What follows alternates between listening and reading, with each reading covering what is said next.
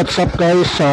Isang magandang araw sa inyong lahat. Ngayon ay araw na ng Sabado. So mabilis lang yung araw, no? Sabado, linggo na bukas.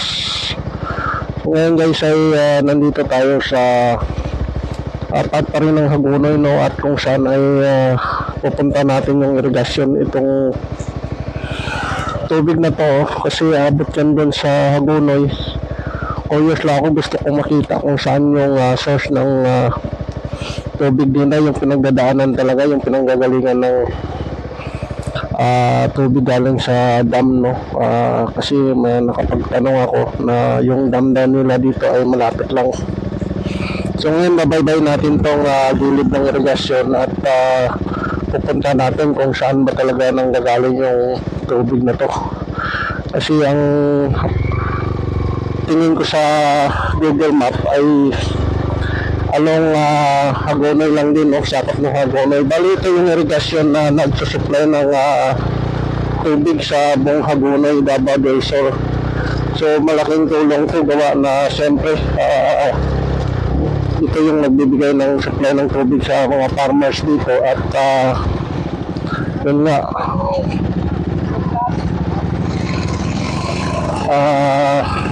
malaking tulong sa mga farmers na sakop ng Davao del Sur. So ito yung road ng sakop ng Hagonoy Padada Road. So ngayon ay babagtasin natin itong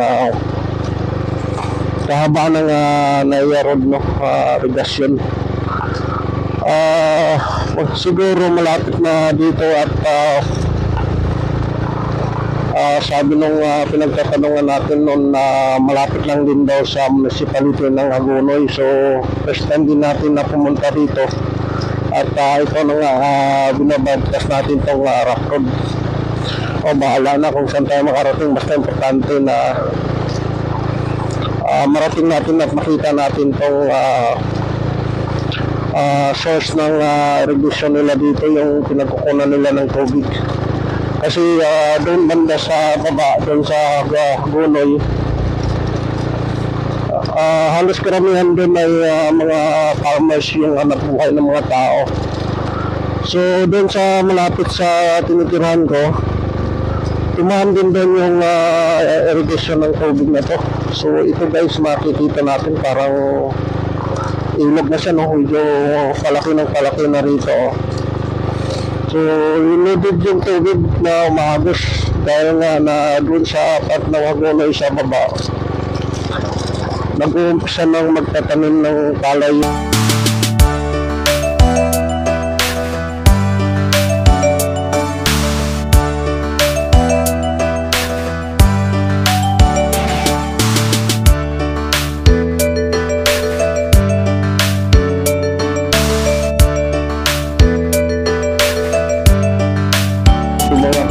So mas maganda sa kanila mag-aan kasi meron silang supply ng tubig. So ngayon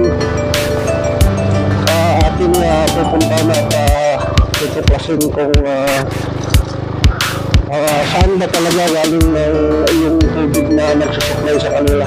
At kasama na rin yung paggala-gala natin dito, no? Sa part ng Hagonoy.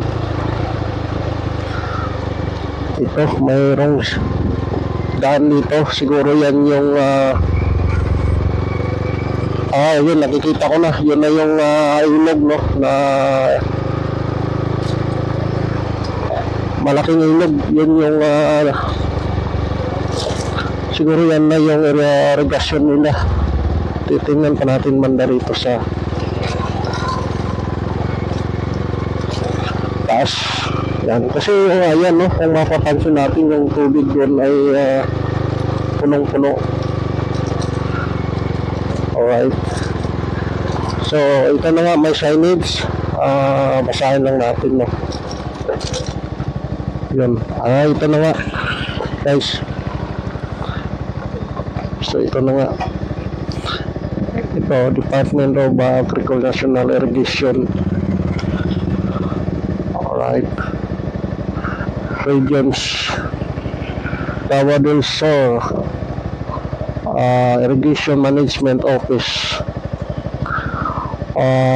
Project start. So start siya ng March 29,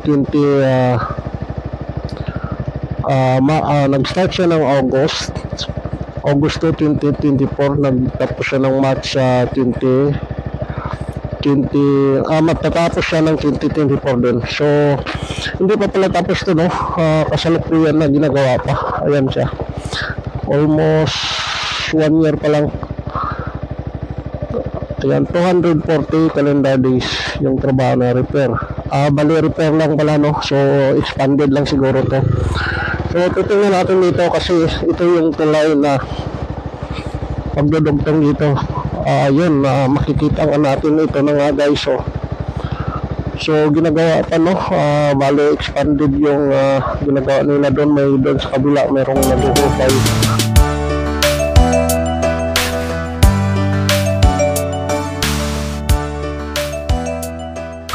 At ayun na, kasalukuyan na ito ginagawa pa nila yung isang block. Alright, so yun na yung pinaka dam niya. So tatawirin natin to kasi kung makikita natin dito sa bandang likod, yun na yung papuntang Padada, at saka ito na yung pinaka dulo, no? At yun, kung mapapansin natin, ayan, no, na-construct pa nila, pinagawa pa nila hanggang doon sa kabila. So pwede mo mama doon yung mga sasakyan. At mamaya pupunta tayo doon sa pinakadulo. Titingnan muna natin yung kabila nito, no? Alright, so tatawirin na natin to at babalik tayo, babaking tayo, at pupunta na tayo doon sa kabila. So yun, dito na tayo sa kabila, babalik tayo, no? Alright, babalik.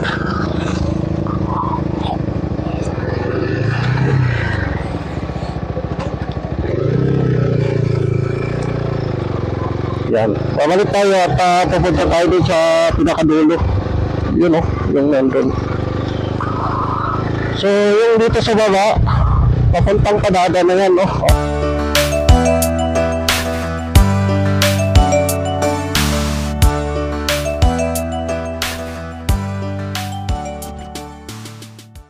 Bali, ang nagsipak lang na papuntang Hagonoy, yung bali itong irrigation.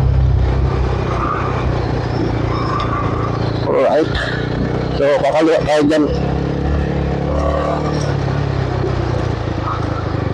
So bali itong signage,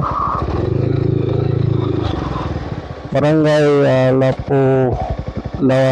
Barangay Lapu-Labaw, El Nacional High School, Senior High, Lapu-Labaw yun. So dito na natin dito. Dito tayo sa kabila. At kasi nakikita ko yung itong bypass na tubig, yun na yung papuntang Hagonoy. Ngayon dito nila sipak, no? Yung tubig na papuntang Hagonoy, ito na yung pinaka-irrigation nila. Yun.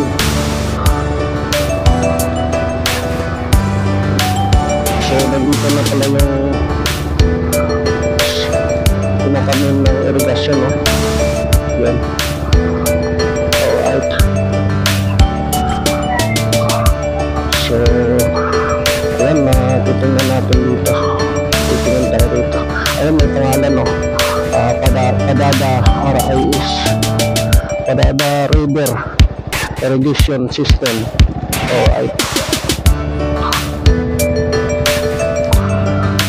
So titingnan tayo dito, guys. Tingnan natin.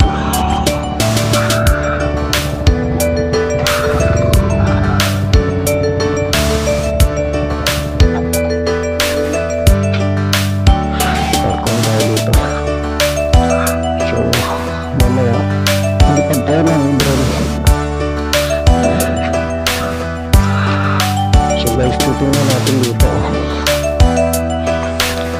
ito na yung bypass na tubig na papuntang Hagonoy.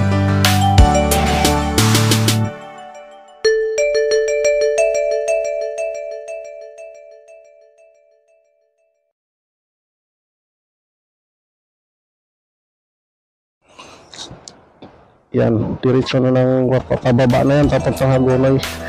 Ito yung pinaka-amin na water reservoir. Ito yung pinaka-tubig na pinadaanan ng tubig, no? Yung pinaka-ilog na. Yan. Alright. Yun. Tapos titingnan natin dito. Yan yung pangalan, no? Padada River Irrigation System, Hagonoy, Davao del Sur. So ibig sabihin sakop talaga siya ng Hagonoy, no? Kasi yun nakalagay Hagonoy. Yun, no? Nakalagay Hagonoy, Padada River Irrigation System, Hagonoy, Davao del Sur. So ayan, dito yung pinaka-bypass niya, oh. Yan, inaangat lang nila yan pagka halimbawa bubuksan nila yung tubig. Alright. So, doon siya nag-deposit ng tubig sa taas. So, kung makikita natin, banda naman doon sa unahan, marami ding kasagingan, no? Sisilip tayo dito. Yan guys, so, yan. Alright. So, pwede dito magtambay, no? Yan. So, ayan. Nakakalula lang. Ha. So bali ito na yung pinaka reduction nya. Yun. Ayun, no, may malaking puno ng kahoy. So ang pangalan niya talaga Padada River Irrigation System. Pero sakop siya ng Hagonoy, municipality ng Hagonoy.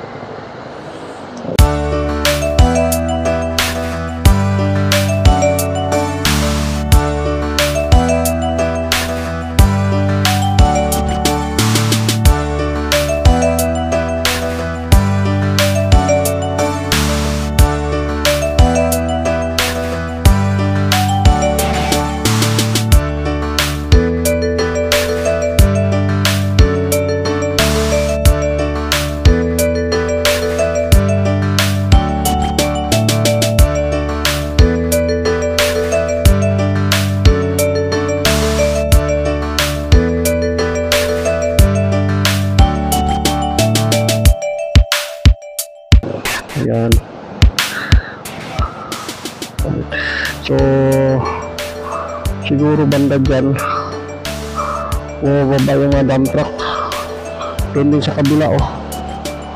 Doon sila kumukuha ng buhangin. Yan.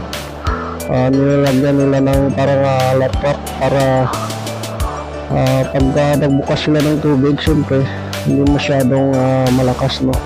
Mapigilan niya yung pag-agos. So yun, hanggang dito na lang yung ating vlog at ito nakikita na natin yung kabuuan itong irrigation na nagsusupply doon sa part ng Hagonoy, Davao del Sur. At ito malaking tulong to sa mga farmers na nakatira doon sa baba, no? Dahil nga sa mayroon silang source of income. So bagong gawa lang din to, no? Bagong project. At yun, ako magpapasalamat na lang sa ating mga solid supporter, viewers. Hanggang dito na lang yung ating vlog at abangan nyo yung next episode ng ating pagbablog doon sa ano naman, no? Siguro next na pupuntahan natin yung pinakamalaking plantation dito ng pinya.